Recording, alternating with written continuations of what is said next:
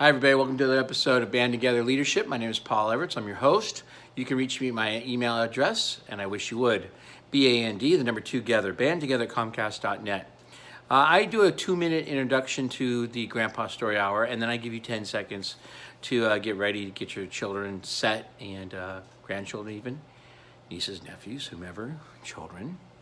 And here's the 2-minute introduction. I don't believe in shutting people down. I do understand there's a drag queen story hour, and 1 or 2 people might not know what it is. It's drag queens in a public library, which is fine. I put the emphasis on a public library because I know friends of mine who can't have certain stories be read in a public library, but they will have drag queen story hour and offer other like-minded events to happen. I think a public library should be open to the public. With that being said, well, then I will take it into my own hands. So I created Grandpa Story Hour. I would encourage you to create your own. We have 2 grandchildren, and I said, you know, they live in another state. Why not read to them using technology? And so I'm doing that, and you also get to benefit from that. And I've loved it. I think this might be the 4th or 5th book I've read.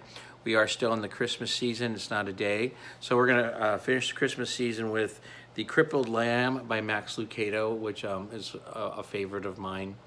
And I'm going to give you 10 seconds now to get your children all ready, snuggled up, and hope you have a good time with that. Thanks for watching. Thanks for your support. Here's the 10 seconds. Hi, boys and girls. Welcome to another Grandpa Story Hour. I'm Mr. Everts. I am Jason and Wyatt's grandfather.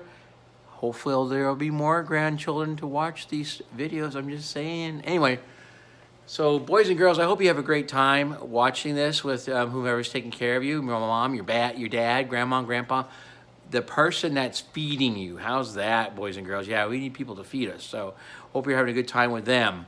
We're going to read Max Lucado's The Crippled Lamb. As I said before, this is a Christmas season. It's just not one day. So we're coming to the end of Christmas season.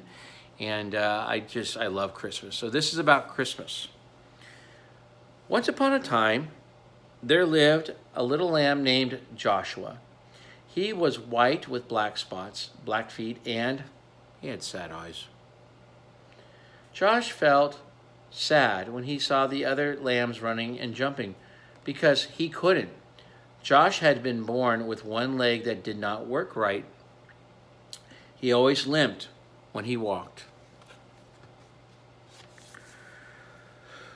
When he watched the other lambs run and play, Josh felt sad and alone, except when Abigail was around. Abigail was Josh's best friend. She was an old cow, and her voice was always kind and friendly. Some of Josh's favorite hours were spent with Abigail.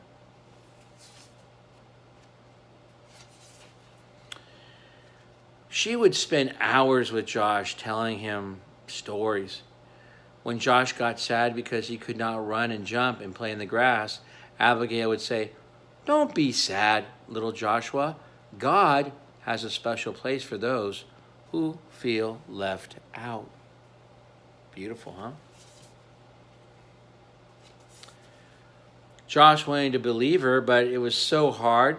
Some days he just felt alone. Then one day, the shepherds decided to take the lambs to the next valley where there was more grass. All the sheep were excited. Yeah, I bet, man. I bet. You got food, you get excited, don't you, Jason and Wyatt? Yep. So Josh hobbled over and took his place on the edge of the group, but the others started laughing at Josh. "Go back, slowpoke. We'll never get there if we have to wait for you. Go back, Joshua." Not too nice. Then Josh heard the shepherd's voice. "They are right, little Joshua. You better go back. This trip is too long for you. Go and spend the night in the stable." Joshua turned slowly and began limping away.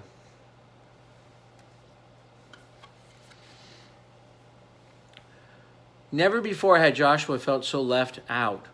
A big tear slipped out of Joshua's eye, rolled down his nose, and fell on a rock. "Don't be sad, little Joshua," said Abigail the cow. "God has a special place for those who feel left out." The two friends walked to the stable together. Doing a good job listening. Proud of you. After eating some hay, Joshua lay down on some straw and closed his eyes. Abigail came and rested beside him. Joshua was glad to have Abigail as a friend.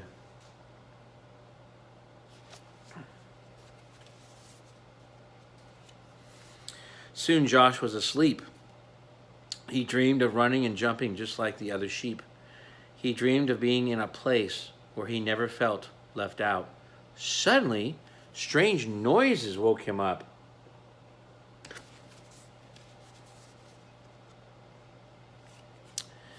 "Abigail," he whispered.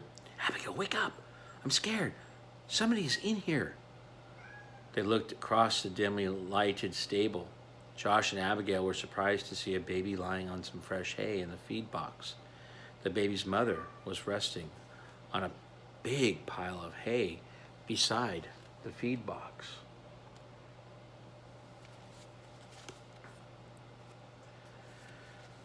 Josh limped across the stable. He stopped next to the mother and looked into the baby's face. The baby was crying. He was cold. The woman picked up the baby and put him on the bay next to her. Josh looked around for something to keep the baby warm. Jason and Wyatt, do you think you know who the baby is? Do you think you know the name of the baby? Boys and girls that are watching this with Jason and Wyatt, do you know the baby's name? I bet you some of you do. We're all going to know it soon. Here we go. Then Josh remembered his own soft, warm wool. Timidly, he walked over and curled up close to the baby. "Thank you, little lamb," the baby's mother said. Soon the little child stopped crying. About the time a man entered the stable carrying some rags to cover the baby. "Look, Joseph, this little lamb has kept the new king warm." Ooh, that gives you a hint who this is. A king? Joshua wondered who the baby might be. The baby's name is, say it with me, Jesus. He is God's son. He came from heaven to teach us about God, the mother said.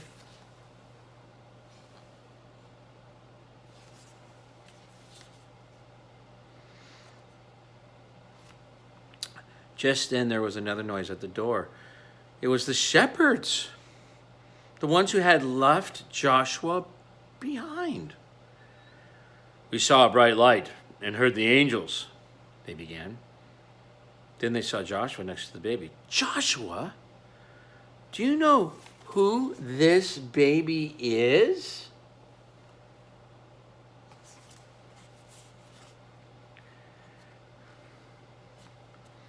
The young mother smiled. "God has heard your prayer, little lamb. This baby is the answer." Somehow Joshua knew this was a special child and this was a special moment.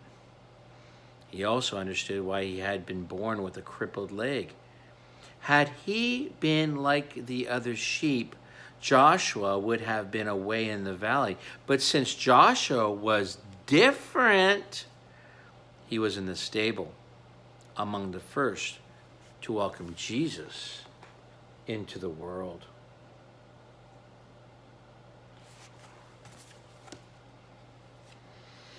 Joshua turned and walked back to Abigail the cow and took his place beside his friend. He told Abigail, "You were right. God does have a special place for me. And he does have a special place for you, Jason, and for you, Wyatt, and your mommy and your daddy. And all the boys and girls that are watching this, God does have a special place for you. It could be in your mother or your daddy's arms. It could be in your grandma and grandpa's arms. So when you're getting a meal at home, that's a special place, isn't it? Your home is a special place. So always cherish, always love being with those people, because when you are with people who feed you and take care of you, that's a special place. So I hope that you enjoyed the story. We're going to keep reading stories. We're out of the Christmas season, so we're going to be reading some real strong stories coming up. Mrs. Everett's got all the books out of the garage, so we'll see what we can do. All right, everybody. Boys and girls, be nice to Mommy and Daddy. Hope this has made you smile, made you think God has a special place for you. All right, take care. Bye.